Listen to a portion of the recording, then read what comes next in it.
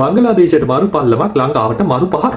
ඉන්දියාවත් බංගලාදේශයත් අතර ඇතිවී තිබෙනා වූ අර්බුදකාරී තත්ත්වයේ හේතුවෙන් බංගලාදේශය කියලා තියෙනවා ඉන්දියාවට T20 ලෝක කුසලානේ තරඟ ක්‍රීඩා කරන්න යන්නේ නැහැ කියලා. ඉතින් දැන් එකම ඔප්ෂන් එක ලංකාවේ බංගලාදේශයේ තරඟ තියෙන එක.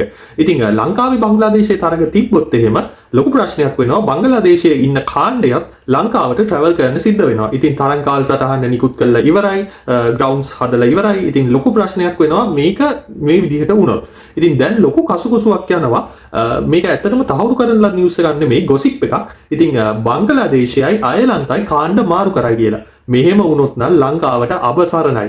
ඉතින් මොකද ලංකාව 2021 පස්සේ T20 ලෝක කුසලානයකදී බංගලාදේශය පරාජය කළත් නැහැ. ඕනෑම ලෝක කුසලානයක් හෝ ICC තරගාවලියකදී බංගලාදේශය පරාජය කරලත් නැහැ. ඉතින් මේක ඉතාමත් දරුණු තත්ත්වයක්.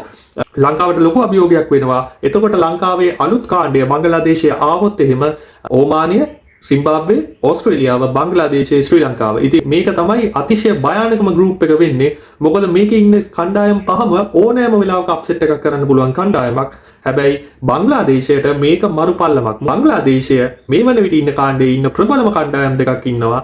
ඒ තමයි එංගලන්තයත් වෙස්ට් ඉන්ඩීසුත්. ඉතින් ඔවුන්ට බොහොම අඩු අවස්ථාවක් තමයි තියෙන්නේ සුපර් 8 සඳහා යන්න. බංගලාදේශය අපි ඉන්න කාණ්ඩයට આવොත් ඔවුන්ට ලොකු අවස්ථාවක් උදා වෙනවා. ශ්‍රී ලංකාව පරාජය කරොත් අනිවාර්යෙන් ඔවුන් සිම්බාබ්වේ සහ ඕමානියට ගහලා සුපර් 8 වටයට යයි. එතකොට ශ්‍රී ලංකාවට තමයි මාරු පහරක් වෙන්නේ මේ බංගලාදේශයේ පැමිණීම. ශ්‍රී ලංකා කණ්ඩායමට ඉතාමත් අභියෝගාත්මක තත්ත්වයකට මුහුණ දෙන්න සිද්ධ වෙනවා මෙහෙම වුණොත් එහෙම. අපි අලුත්ම අප්ඩේට් එකකින් ආයි හම්බ වෙමු.